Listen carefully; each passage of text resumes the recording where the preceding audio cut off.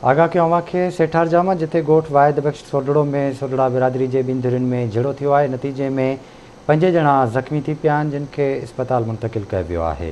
अव्हांखे अपडेट कंदा हलूं। ब्रेकिंग न्यूज़ आहे त सेठार जा जे ॻोठ वाहिद बख़्श सोडड़ो में सोडड़ा बिरादरी जी ॿिनि धुरियुनि में झेड़ो थी पियो आहे। लठियूं ऐं कुहाड़ियूं लॻण सबबि 5 ॼणा ज़ख़्मी थिया आहिनि। ज़ख़्मियुनि खे इस्पताल मुंतक़िल कयो वियो आहे। अव्हांखे अपडेट कंदा हलूं। अहम ख़बर आहे त सेठार जा जे ॻोठ वाहिद बख़्श सोडड़ में सोडड़ा बिरादरी जी ॿिनि धुरियुनि में झेड़ो थी वियो आहे।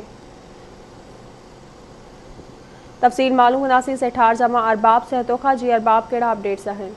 जी, सेठार जा भरिसां ॻोठ वाहिद बख़्श सोडड़े में सोडड़ा बिरादरी जे ॿिनि धुरियुनि में मामूली ॻाल्हि सां झेड़ो थी पियो, जंहिंमें लठनि कुहाड़नि ऐं फ्रोटनि जो आज़ादाना इस्तेमालु कयो, जंहिं सबबि हामिद अली, मोहम्मद सलीम समेत 5 ॼणा सख़्तु ज़ख़्मी थी पिया, जिन खे सेठार जा इस्पताल आंदो वियो, जिते पुलिस उनखे लेटर जारी कयो इलाज लाइ ऐं हिन महिल ताईं पुलिस का बि गिरफ़्तारी न कई आहे ऐं एनसी दाख़िल कई वई आहे।